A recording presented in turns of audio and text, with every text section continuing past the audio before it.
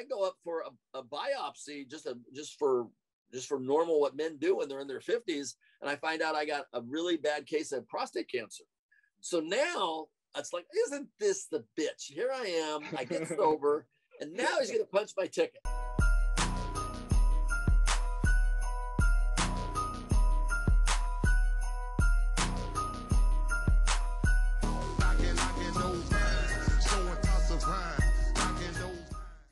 You know, it's amazing until, number one, growing up in the business and being as old as I am. I grew up in the 60s. I was born in 53, but I actually started working in 1960. And in that 15-year window from 60 to 75, not only was it really a great time to be around a lot of creative music and TV and movies and stuff, it was the 60s itself is like the decade that is taught in schools, because you know, you literally, so much went on that you have to sort of understand it. Unless you live through it, it's tough to explain in real time.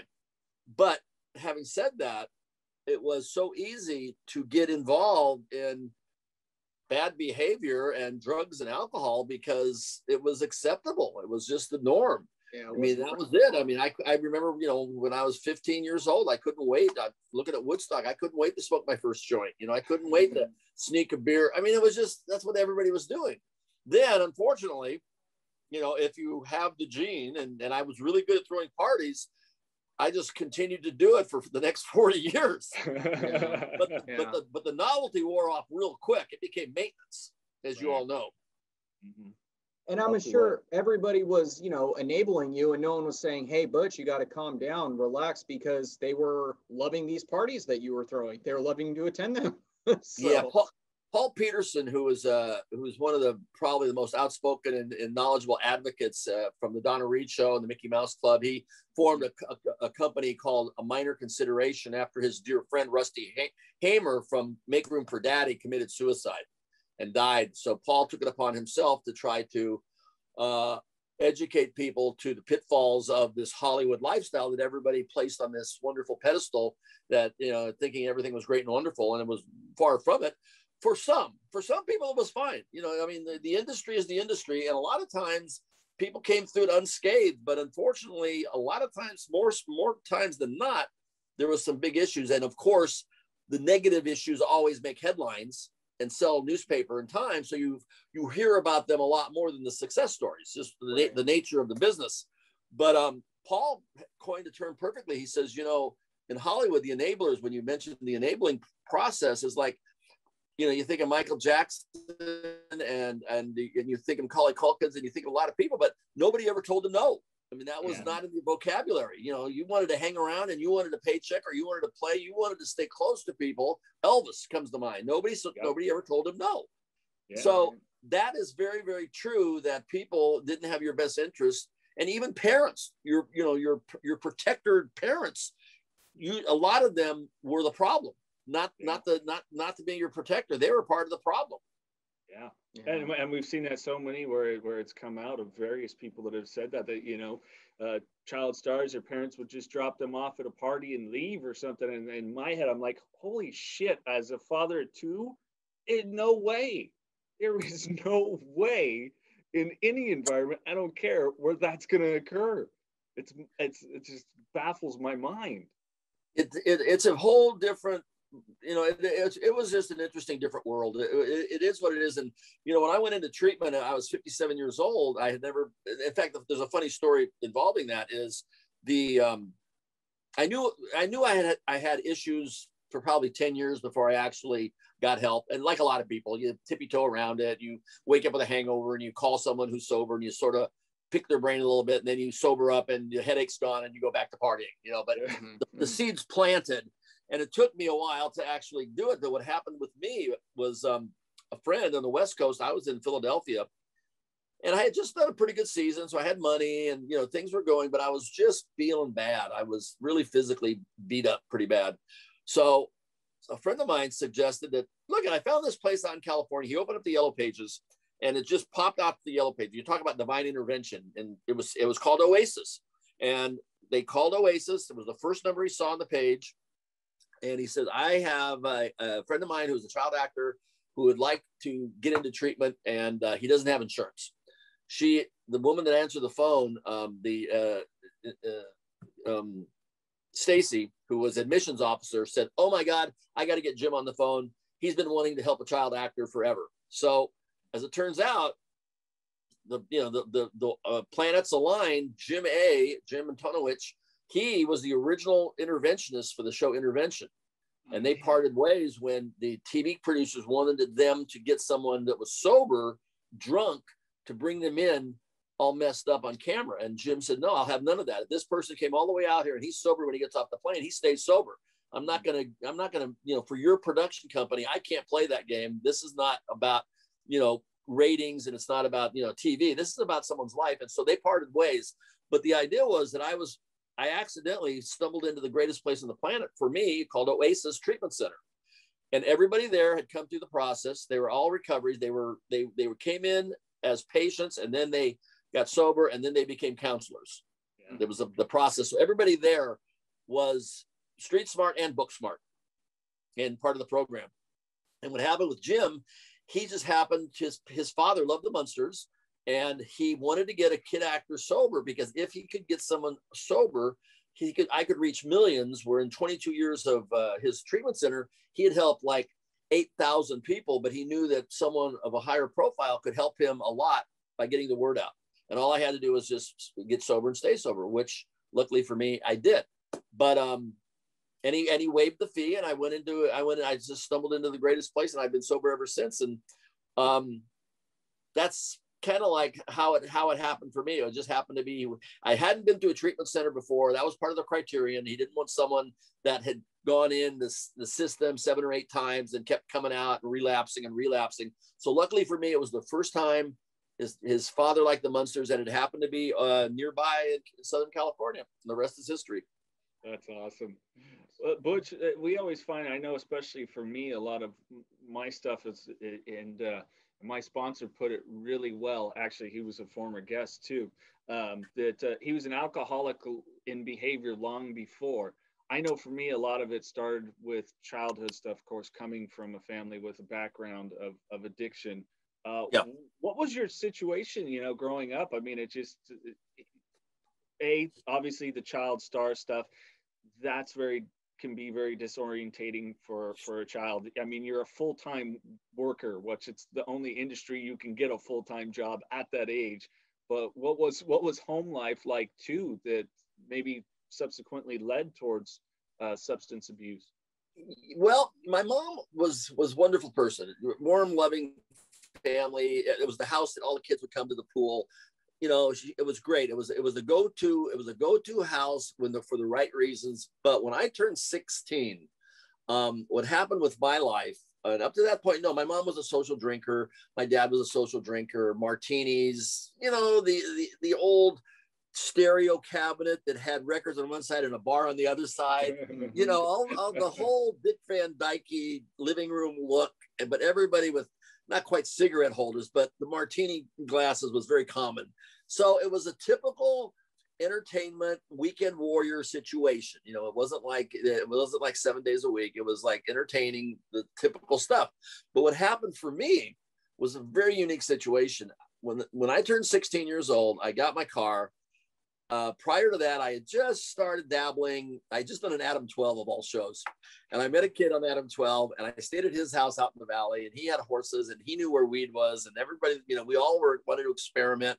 So when I got my car, that allowed me transportation and freedom to go do what I wanted to do. My girlfriend at the time was living at the top of Laurel Canyon. This is the summer of Charles Manson. Oh, wow. I did it right before my birthday. I did a Marcus Welby when they landed on the moon. So we were in love, the moon landing, my car. And then in September, I took that same friend to an interview to go do a movie. And as he left the interview with the producer spotted me and he says, "Butch Patrick." And I go, "Yeah." And he goes, "Do you have a minute?" I go, "Yeah, I drove him." And he goes, "Well, Rick, sit down. May I speak to Butch?" And, of course, I went in and I came out with the interview, the part that I drove the guy up for, just happenstance.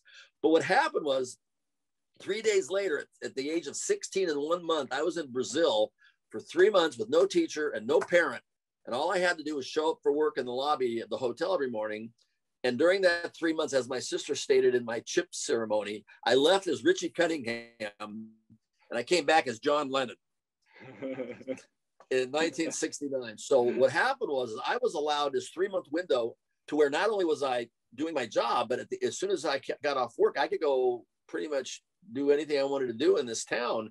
And I had means, I had money. I started doing a money currency exchange down in the bar because all the American naval ships were there. So I was doing money exchange. I was going on the ships, bringing cigarettes off, selling cigarettes on the black market.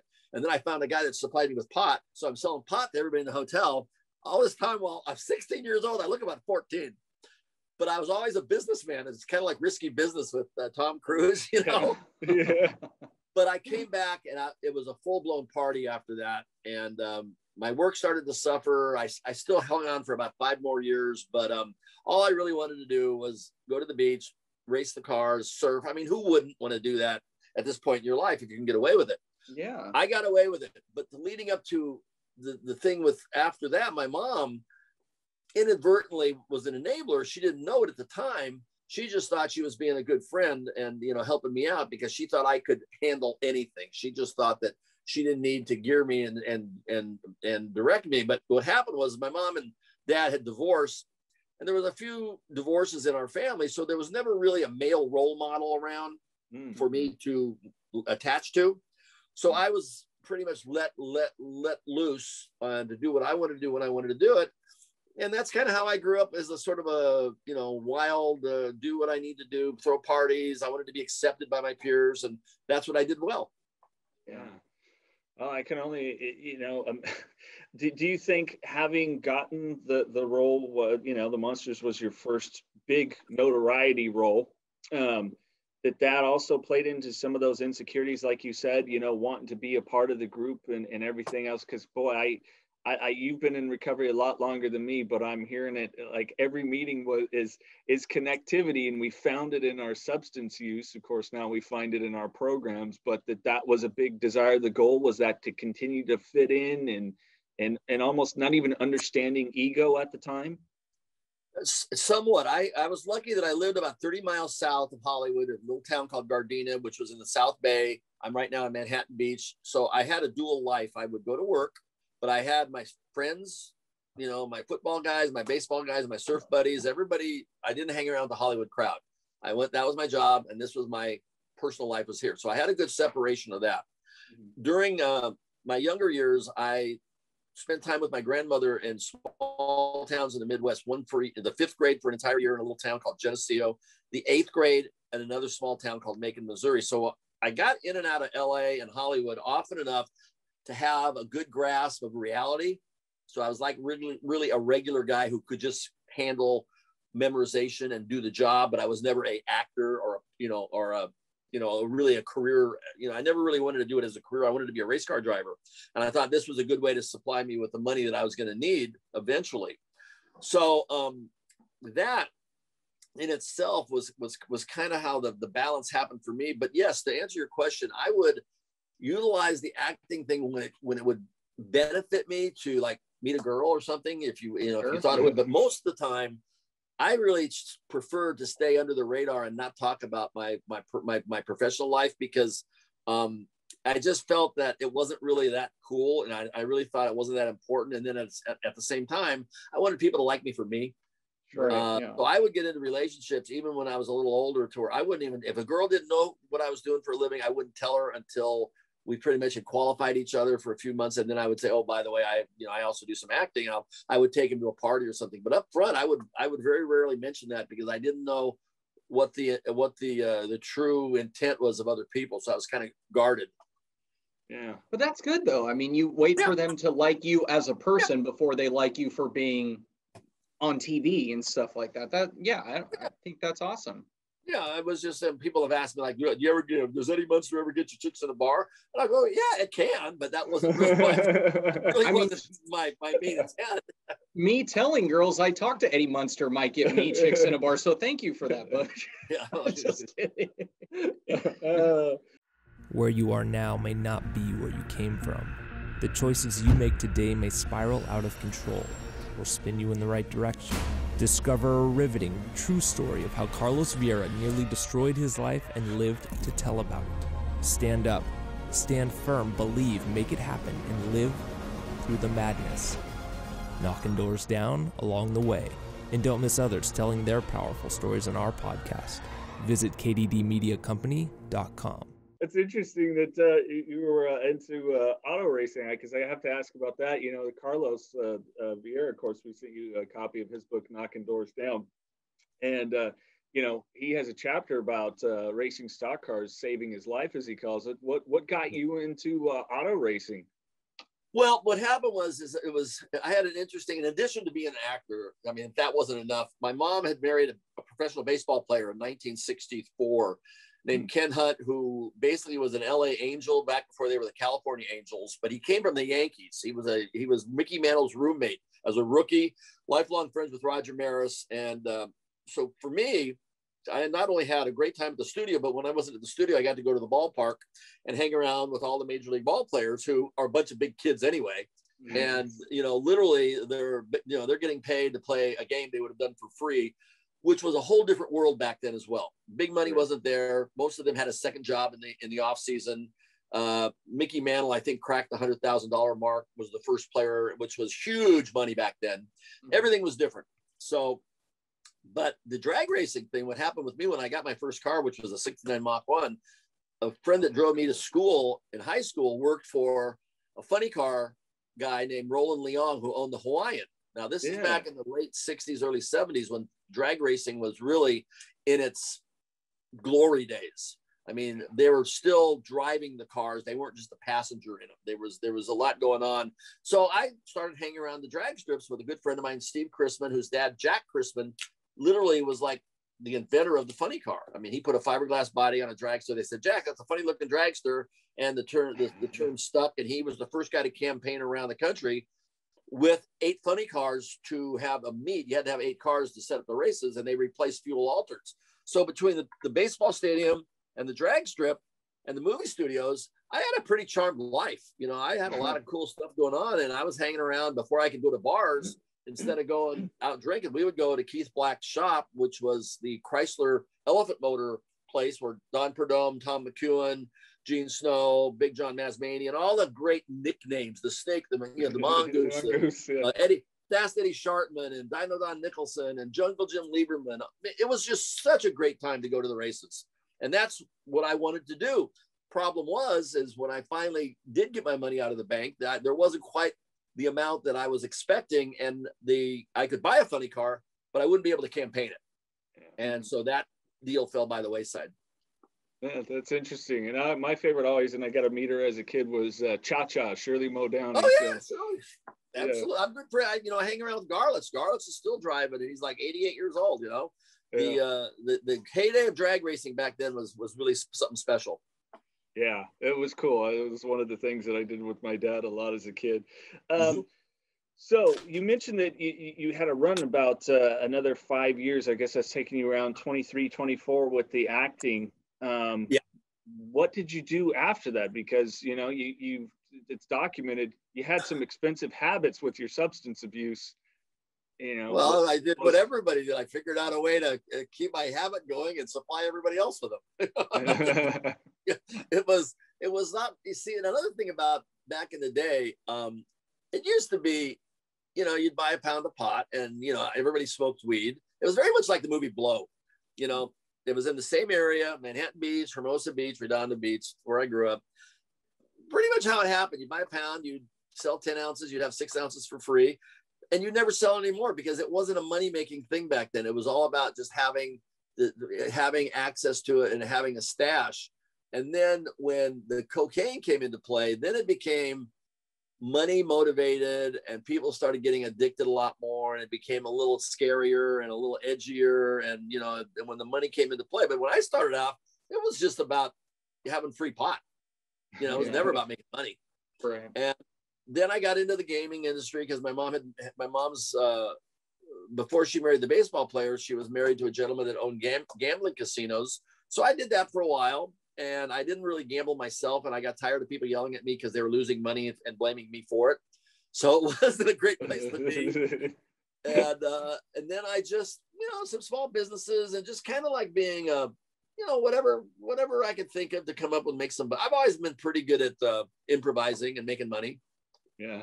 Well, that's kind of one of those. Go ahead. Sorry. I bought and sold a lot of cars. I was always around cars and, and vehicles and motor vehicles and stuff. So that was my dad. The stepdad after that had a Chrysler Plymouth dealership in Orange County, and I tried selling cars for a bit. But look at the there's a lot of money to be made in buying and selling cars, and I tapped into that. Yeah. Well, what then occurred? I mean, because really, like you said, your substance abuse had a longevity to it. What was the point where you just, all those subsequent years where you just went, boy, I this shit's got to stop? Well, there's probably, I didn't really address it until I was probably in my 40s, because through the 20s, you still think you're a teenager and you can still party through it. You hit 30, you go, okay, this is fine. 30s, I was all this time I was functioning. I was always functioning. And I always, as you know, you always look at somebody who's worse off than you, and you figure, well, I'm not that bad because I still have money. Sure. And I'm not in a corner with a brown, I'm not on a street corner with a Mad Dog 22 or Mad Dog 2020 or this or that. So you always find the justification in your brain that you don't need help and it's not as bad as it really is. And you certainly aren't aware of the harm you're doing to other people. It's always about, well, I'm only hurting myself. It's just me. And, it's the same old, the war stories and the cliches, they're also true. But, a lot of people that have issues like us are pretty smart, and we figure out ways to avoid facing the music and not doing the mirror work and not looking at yourself. And, I could justify. I used to like nothing more. My biggest kick used to be driving home at 4 a.m. or 5 a.m. or 6 a.m. and everybody's going to work with their coffee, and I got a beer between my legs, and I'm rolling a joint on a Frisbee, driving my 4-speed Corvette, black on black, coming back from some chick's house, having just had a wild night of partying and getting home under the radar. That used to be a big rush for me. That's how bad it was. Oh, holy. And that's what I enjoyed. That was, the counter. I wanted to do everything differently. I felt that for some reason that's what made me tick. And unfortunately, it doesn't do it anymore. But for a long time, that used to be a big kick for me. It was like going against, swimming upstream, running against the wind. Yeah, it's crazy how different people are with it. Because I remember coming home at 4 or 5 in the morning, still high, because my drug of choice was cocaine. So I'd be still high as hell. And then I'll get like a Snapchat or something from somebody just going to work. And I remember thinking, fuck, what am I doing with myself? What am I doing? Like, these guys are going to work and doing so. I'm literally just getting home. You know what I mean? So it's crazy how minds are just so exactly what we, precisely. And getting a kick out of it. You're pulling in the driveway and everybody else is pulling out, Yeah, exactly. It's like, screw you guys. See, I got life figured out. You're clueless. Rat race sons of bitches. And I got away with it for a long. I mean, I had run-ins with the law and and DWIs and all this stuff, but I just never got wrapped my mind around that I was doing anything wrong for the longest time. I thought I actually, right before I got help, I was really thinking about, how is this going to end? It's not going to end well. And I'm living by myself. I'm up in the Long Island, and I'm drinking from the time I wake up to the time I go to sleep. And I'm waking up in the middle of the night because I can't even get through a sleep cycle without drinking more beer. And now I'm figuring out, like, okay, I'm trying to make an exit plan. I'm not going to kill myself because I can't do that, but although I am killing myself, slowly. Sure. But I was prepared to make an exit plan. And the irony of the whole thing was, when I went into treatment, like everybody, after a few weeks, I thought I had it figured out. Okay, I'm going to leave. And they talk you off the ledge. And on this case, it's a porch. They take you out in the front porch. And then you stick around another month. And then after about 60 days, I thought, this isn't such a bad deal. And I might wrap my mind around the education of why I'm doing what I'm doing. And I was open-minded enough to take, some advice from others who were smarter than myself. And what really got me was, it became kind of a fraternity of sorts, because I never went to college. I never went in the military. And this was my sort of like my gang, my group. This was like people that were similar to me in nature. And one thing led to another. And all of a sudden, it hit me like a ton of bricks that this is the better way to go. And at that point in time, I happened to be in treatment with a world-renowned doctor. He wasn't in there for alcohol. He was in there for another situation. But he and I befriended because we were old. Most of these people in there in their 20s, and we're in our 50s. So we become buddies. And I go up for a biopsy just for normal what men do when they're in their 50s. And I find out I got a really bad case of prostate cancer. So now it's like, isn't this the bitch? Here I am. I get sober, and now he's going to punch my ticket. You know, and normally, had I not been sober, that would have been my out card. I would have been like, oh, poor pitiful me. Oh, I have cancer. I'm going to die. And it would have been great. Okay, end of story. Butch got cancer. He died. And I didn't die of alcohol. You know, it was like, this is my out card. But what turned out to be my out card was I went in for treatment because of this doctor. He fast-tracked me through all this stuff that I needed to get done. And they got it right in the nick of time. And I'm cancer-free 10 years later. But that was the irony of getting sober, and within 6 months or 8 months of being sober, finding out you have cancer and you're going to die. It was like, damn. But you know, something surprisingly, I wasn't too concerned about it because it was like, at least I'm going to die sober. Yeah. And that's what gave me the chills. Because even my counselor said, does it bother you have cancer? I go, hey, what are you going to do? You know, you got it. You don't, you don't. It is what it is. I was very, very much acceptable and in very much humbled by it and ready for whatever happens. So it took me very little time to drop the rock. The Jim A, who owned the treatment center, told me, he says, once in a very great while, you had a burning bush experience, and all desires and needs and cravings for anything that you were doing has disappeared. And you're very, very lucky, because most people don't get that lucky, and they really have to fight through it. But for some reason, God, you know, has blessed you. Your higher power has blessed you with the no need for you to be on the edge. And that's why you can go out, and that's why you can travel. And that's why now I go to work in bars. I just don't hang around afterwards. You know, right. It's not like some people have to insulate themselves from all kinds of negativity because they're this close to relapsing. And I really feel bad for them. But for me, I've been very, very lucky that it's allowed me to get out, be public about it, lead by example. I do a lot of speaker meetings. I've never turned down a speaker meeting ever. And it's been a good ride for me just by being transparent about what happened to me is my program. That's how I work my program. Yeah, that's all. And it's so great that you say that you're now with this situation, like you said. Hey, it gave me chills when you just said, yeah, but at least if I have cancer and it's going to take me, I'm doing it sober. Which, you know, that switch of mentality for people that might be listening that don't understand or trying to understand a loved one that suffers from addiction or has suffered from addiction, what addicts can go through, but also that you're being of such service. Do you find, I know you did a lot of Comic-Cons and things that I was actually out when your line was long and I didn't get to meet you, unfortunately, in person. But that people might come up to you and say, you know, hey, you inspired me towards sobriety. Yeah, Facebook has been really good for that. And also in person as well, because what I've been good at is people have reached out to me because of my age. It's interesting because I was a kid actor, but now I'm old. So I would have never thought I would have been a go-to guy in my disease, somebody asking me for advice. Are you kidding me? You know, but what happens is I have found a lot of people have reached out to me and said someone in their family, not necessarily their kid, but an uncle or a sister, they've asked me about how to go about seeking help for them. And it's been very, very helpful that my program and the knowledge that I got at the get-go has allowed me to talk to them and steer them towards help. I'm not really I can't really sponsor people because I'm on the road a lot, but I can really help people take that first initial step, which is so important to get them to the right step. Because if you don't get them started properly, then they fall off and it doesn't continue. But if you can get the first couple, you know, get them to the first person and get the first couple steps, like the, you know, yellow brick road, start at the beginning. If you can get them started right, a lot of times there's been a lot of successful situations where people have thanked me for, thank you so much for listening. Thank you for giving me some good advice.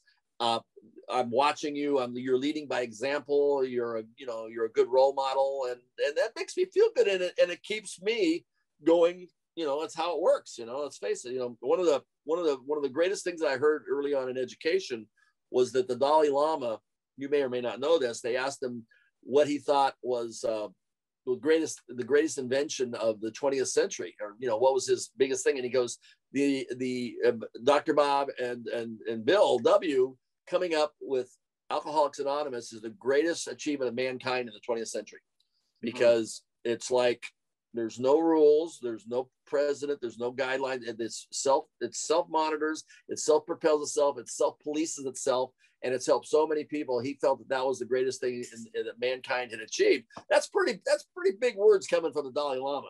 Yeah. Yes, it is. And to be part of it, and be involved in it made me feel good. 5150 is power. The power to overcome, the power to persevere, the power to set your life on a course for success. When you're faced with the challenges life throws at you, you focus and do what is needed to go beyond what is required. So stand up, stand firm, believe, make it happen, and live through the madness, knocking doors down along the way. We are 5150. I know I had someone ask me, well, how do you deal with all the God stuff? And I go, it's really simple, because it's of your nature and a higher power as you see it. No one's dictating to you what it is, and that's what I think some people miss, or anyone that's listening that's maybe apprehensive. A lot of this is on your own terms, but you follow the steps because they work. It's proven. At Oasis, it was wonderful because Jim knew that 28 days, when he started the program, he knew that 28 days didn't work. So what he had was a 90-day program, but he had you in from 7 a.m. to 9 p.m. You were in meetings or going through meditation, or you're going through yoga, or you're going through, it was constant knowledge and meetings. So you got almost 9 months worth of information and schooling in 90 days. So it was amazing. And it was genius. I mean, the way he worked out, after a month, you moved from primary care, which was the main house, which is right close by to, he had properties in the back. So you moved into, it was called structure, to where that you had 2 guys per room. You had a little more freedom. And then 60 days in, you had to leave the property and go find yourself a job. And I told him, I go, look, I'm not going to go get a job, because I'm not going to really have somebody train me to do something that then I'm going to leave. So he let me volunteer.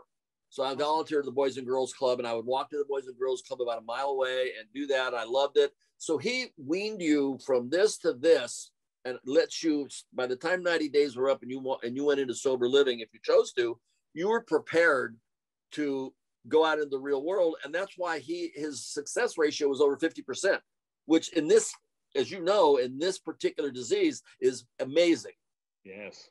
Yeah. So I still go back to the same meetings on Friday night called Fireside, and people are still there. And I go back and see friends. I went back and got my 10-year chip, and a lot of people are still living on the property. It's no longer a treatment center, but it is an AA meeting facility.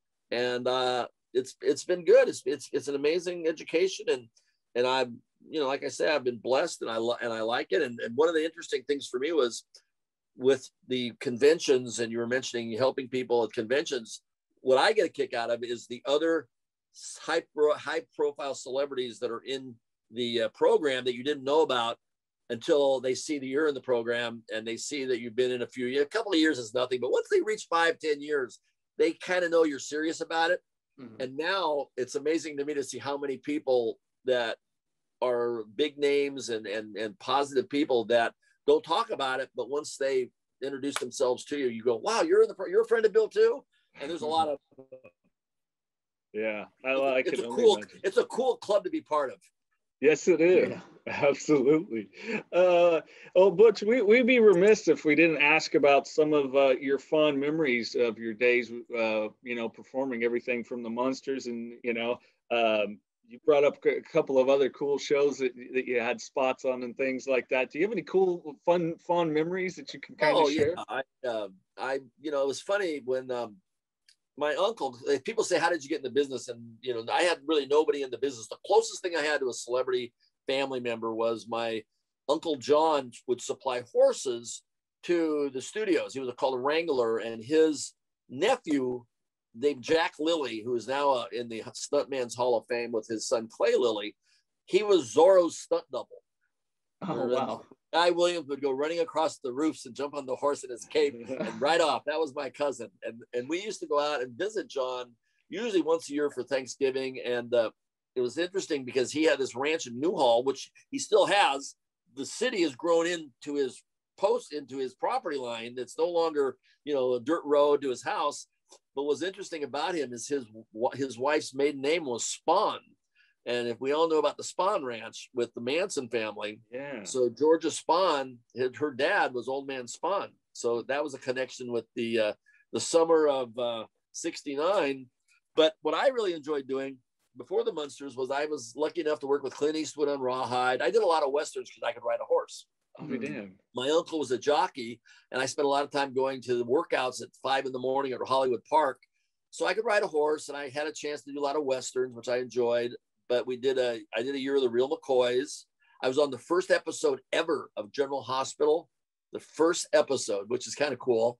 I did a few episodes of that. And then I remember after the Munsters, I did the Monkeys Christmas show, which was one of my favorite weeks for a 14-year-old kid to be hanging with the Monkeys, who were as big as the Beatles in America, with the TV show. They were huge. Sure. I did a movie with Chuck Jones called The Phantom Toll Booth, which allowed me to work with all the voiceover people, the A-listers of Mel Blanc and June Foray and Dawes Butler and Hans Conried, all the people that were the voices of my favorite cartoons. I got to work with them face to face for a few years. My Three Sons, my agent, Mary Grady, her son, Don Grady, was Robbie on My Three Sons. So I did a couple of years of My Three Sons. I did 9 episodes, which next was the most episodes a male guest star had on the run. That was a 12-year run of the show. So that was cool. And I'm still friends with the Livingston brothers. And then I did Lidsville, Saturday morning, Croft, crazy psychedelic show, the summer of '71. Kind of thought it was sort of silly at the time, but in hindsight, it was very cool. Yeah. So cool. I was very lucky. I worked a lot for the time I was there, and I phased out of it, like I say, in my early 20s. But it was a great time to be around the business, no doubt. Now, Butch, correct me if I'm wrong.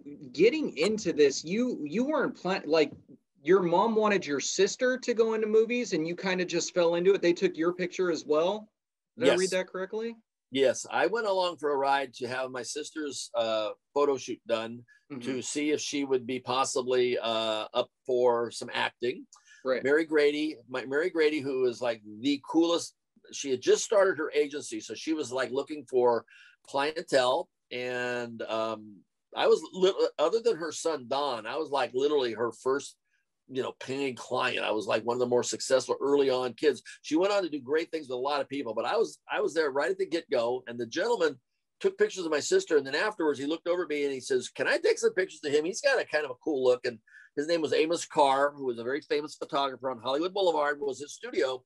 He took a picture, put it in the window, and a producer and a director happened to be walking by. They looked over, they were casting a movie. They still hadn't cast his youngest son of Eddie Albert and Jane Wyatt. And he went in and inquired about me, found me, and we went up for an interview, and they basically hired me. And I told them there was no experience, and they go, "Well, you got to start somewhere." And it turned out to be a movie called The Two Little Bears. Brenda Lee was 15. My older sister, Soupy Sales, was the comic cop. Nancy Culp, Miss Hathaway, was my school teacher, and Eddie Albert played my dad, and Jane Wyatt played my mom. And it was 6 weeks of work, which was a perfect entry-level movie for me to get my feet wet, and the rest is history. That's so awesome. I love it. Was there anything from the set of Munsters that when you look back is like, oh, that was a pain in the ass, like the makeup process or anything, or was it all just because it was so new, just a joy?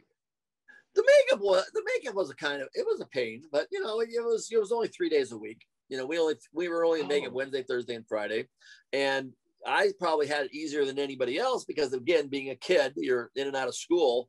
But the school was kind of a problematic situation because you would be busy constantly. At least the adults, when they, took a break between sets, they could go over and chat and talk, whatever. And the kid, you got to squeeze 3 hours of schooling in during the day. But luckily for me, in the summer, when I wasn't in school, that's when they wrote all the scripts that featured Eddie. So that's cool. I didn't realize it was only 2 seasons. That is crazy for the impact. But I will tell you the coolest thing about being on the Munsters is, number one, it was fun, and being the only kid at Universal when you could go explore when you had free time was wonderful. But becoming friends with George Barris, who created the Munster coach and the Dragula, being a kid who built these models and being able to ride around in the car itself and being able to go to his shop and see Elvis and Sinatra and Sonny and Cher picking up their cars. I was friends with George till the day he died, and I tour around the country right now with a Munster coach and a Dragula, and do a lot of automotive personal appearance events because I'm a gearhead, and I'm a member of a car club called Dead Man's Curve out of New Jersey. They hired me to come in as a celebrity. We became friends, and when I bought my coach, they actually made me a member. There's only like 15 of us, and it's not a big club, but it's the best club. So so for me, George was my favorite thing to do when I would read the script on Monday morning. If the Munster coach was going to be used, 2 things: I got to ride in it, and number 2, we got to be outside. And we didn't see the sun very often because that was most of the Munsters scenes were done indoors. Right. That is cool. So you have the a version of the Munster coach, or you have a version of the Dragula, or both? Yep, both. That is so awesome. I always loved the Dragula. It's funny you talk about building models. I think I still have one in the wrapping. It's like, one of these days I'll build that. Well, I'm building my new Dragula right now. I sold my old one because I was touring with 2 cars. I only need the coach right now. So I'm building an accurate Dragula. The one that I had bought had a Chevy in it, which was fine. The guy was a Chevy guy. But the original one had a small block Ford. So I've got a 347 stroker small block Ford with a power glide, and we're building this thing as a dragster to where it will launch and carry the wheels at the drag strip. It's going to be badass. Nearly 500 horse, 485 to 490 horse, but the car is going to weigh about 1,300 pounds. It's not going to be very heavy, and it's going to be wild. And we're hopefully going to build it. And it's funny, I'm talking to somebody about taking it to Yokohama over in Tokyo in December, hopefully, for the Moon Eyes show, the Moon Eyes logo for hot rods. Yeah. So anyway, the car's cool, and then the coach is going to be sold. I'm building another more accurate coach too. So that's kind of an interesting thing that I get to play around with the Munster cars. Hot rods are hot rods. One of the things about the 60s too is I've always had a good time with guys in hot rods because they're like the blue collar cool millionaire guys. You never know how rich they are, but they walk around in jeans and t-shirts, and they have really cool cars. But they're like regular, red, white, and blue guys. They're like the real deal. And I used to always hang around with the worker bees at the studios because I was never comfortable with stars. I was just the guy that happened to be in front of the camera, but I was friends with everybody behind the camera. Yeah. Well, you talk about your first car being a Mach 1. I am a Mustang guy. Prior to my son being born, I had a very cool Saline Mustang. But what are some of the cars in the collection? Oh, right now, nothing really. I have my truck that tows them, and I have the Munster coach, and I have a Dragula being built. But when I go back to restoring and building some, I'm going to go get a 69 Mach 1 again. I had an L88 Corvette, 427, 435, 4-speed, 411 gears, factory. That's the one I should have kept because that's a very high dollar car now. But I'd like to have, in 69, I had my Mach 1. I had a Mark III Lincoln for date night. I had my Harley. I would be happy with just a couple, 2-3 cars, and one luxury car, one race car. I'm pretty easy. Nice. Maybe a 340 Cuda. Oh yeah, Cudas are badass. I always have to be a 70. It has to be the right year. Yeah, I always wanted a Judge. I always thought that would be cool. Was it the Judge 2 that had the tachometer on the hood outside of the car? Yeah, and also Firebirds did too. Yeah, that'd be badass. I always just wanted something that was reliable. Sorry. The cars that I couldn't have asked, I tell people this too, especially when I do speaker meetings. I go, I've been very blessed and I'm still here to talk about it, but I couldn't have asked for a better year to be born. 53, first year of the Corvette. I'm born.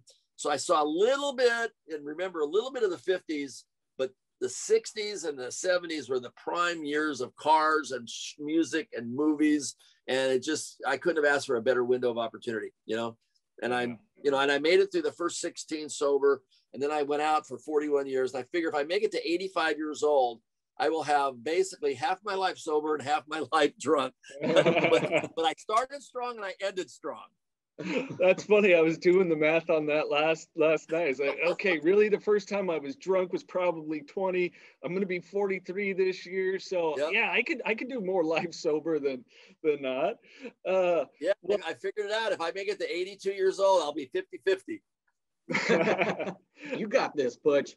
Yeah. Well, Butch, we like to have the guests take the last word and something positive. But before we get to that, we do some fun random questions here. So just to have fun with them. Let's see.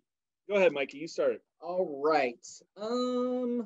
If they were to make a movie about you, Butch Patrick, who would you cast to play yourself?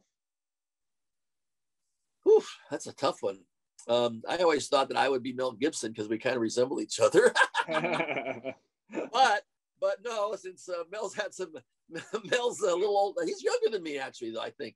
Who could play me? Who guess? I guess the challenge with your story is we'd have to have a child, teenager, and then. Well, I'll tell you what. You could have.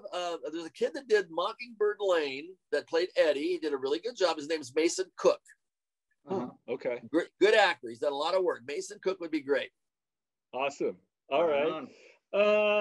This is a fun one, especially that you brought up music, movies, and cars and stuff. If you were stuck on a deserted island, but you had just one movie and one album to bring with you, what would they be? Blind Faith. Supergroup, one album only of Blind Faith, because I took that to Brazil with me, I remember. It was great. And one movie, for some reason, I can watch Castaway over and over and over again. Since I'm lost on an island anyway, maybe The Martian. Okay. I think that's the fastest anyone has answered that question. Normally people need a lot of thinking, myself included, when we came up with these. So that's awesome. Okay, here we go. If you could have dinner with just one person, living or not, who would you choose and why? Oh God, that's a tough one. We got good questions. I think I would probably choose Fred Gwynn, and I'll tell you why. Because I never really appreciated everything he did for me at the time. And afterwards, he distanced himself from the Munsters. And although I hung out with Al Lewis and Yvonne DiCarlo and everybody from the show, it would be fun. And it would be I would love to be able to tell him how important he was to my life. Yeah. What was it about Fred? Was he, because you said he didn't really have a male role model figure, was he kind of that for you and a mentor? Maybe. I'll tell you, at the time I did the Munsters, what I did is I was living in Illinois at the time, and my agent got them to fly me out because they had already hired a kid, and then the network said, no, we want to change the mom and the kid. So they flew me out, and I went from the airport. My uncle picked me up at the airport, took me up to CBS Studio Center, where I then proceeded to do a screen test. No reading, right into a screen test, and they hired me. So my mom was living in the East Coast with Kenny, who had become a Washington senator. He was traded from the Angels. So now I'm on the West Coast. I hired a woman to take me to work who picked me up every day at my uncle's house. And I spent the next 2 years working on the Munsters. So literally that was kind of like my family during that period, even though I was living with my uncle. My mom and my dad, my sister, and my brothers were all on the East Coast. So yeah, maybe so. And it was funny because there's a guy named, I don't know if you know who Robert Wool is, the actor, WHL, Arliss. Okay. Had the show. He came up to me at a convention recently, and we're in the green room, and I was going to go over and say hi to him, and he stopped me. He goes, Butch, got to ask you a question. I go, were you aware at your young age of the greatness that you were working with in Mr. Fred Gwynn? And I said, something? No, I really didn't at the time. And I go, but you're right. He was amazing. And he goes, no, this guy was like over the top, super talented, and unbelievable how good he was. I just wanted to know if you were aware of it. And I told him, I go, not as much as I should have been. Yeah, life always works that way, doesn't it? Yep. All right, this is I always like this one. If you could have one superpower, what would it be? To bring peace on earth. No, not at all. Fly, man. Fly. Yeah. In my dreams, I fly all the time. Yeah. Yeah. I'm always, I don't know what it means, but I'm always flying around. So yeah. That's cool. That's like giving me shit. Mine His are so beautiful. He always gives me a hard time because it's not bring peace, but it's like to be able to heal people. I would be able to heal, and I'm I like, was doing a spoof of Miss Universe. And then give the wave. Mine are like to transport. I want to teleport. I don't want to fly. I just want to get there. That would be my superpower. Okay. And then he makes me feel like a dick with his, I want to heal people. And I'm just like, okay, I should have said that. Last word? Give it one more. How about we do that one right there because it's always fun. All right, Butch, what are your pet peeves? Any pet peeves? God. This last year, there's been several that have come to surface. And, mostly, I've always been I've always been an honest person, but even more so now that in my sobriety, it really pisses me off when people just, lie for no reason, just for no reason, just because it's habit for a lot of people. Mm-hmm. Yeah. That's a pet peeve is, I know I probably, stretched the truth quite a bit when I was out there. But I never really just woke up and just lied for lying's sake. And a lot of people just, don't tell the truth. That bothers me, Yeah. Well, Mr. Patrick, we like to leave the guests with the last words of encouragement, be it to folks struggling with sobriety or recently into it or long-term, maybe a loved one, whatever you'd have to say to just kind of encourage people during these times. Yeah. Well, first of all, and 41 years out there, guys. And, if I can do it, it can be done. Surround yourself with good people. I think one of the reasons I got sober was as a kid actor, I took direction well. And that's what you got to do. You got to take direction from people that know more than you know. And you got to just forget everything. You'll relearn it. You'll come back. But to get sober and to get right, you're going to have to trust others and trust them to know more than you do and do what they say and just give it a chance. And be smart and not strong. If you feel something, if you're watching TV and somebody's shooting up and it triggers, change the channel. Yeah. And if you're don't let peer pressure. Don't act like you want to go out with your friends. And be strong and sit with my friends while they're drinking and that you want to you don't want a haircut. Don't go to the barbershop. Yeah. Yeah. Literally, and be smart and not strong. I mean, that's the way. That's it. That's the key one is use your brain on this one and be smart, and it makes it a lot easier. Absolutely. Yeah. Well, Mr. Patrick, man, this has been a real honor and a pleasure. Thank you so very much for joining us. One more. Who is this, Mr. Patrick? Is my dad behind me? Sorry about that, Butch. Butch, you're freaking awesome. Thank you. This has been a real pleasure, and in a lot of ways, a bucket list conversation. Woo! Hopefully, we get to meet you in person. Yeah, buddy. Hey, congrats on the 10 years, by the way, too. That's awesome. Let's do it again.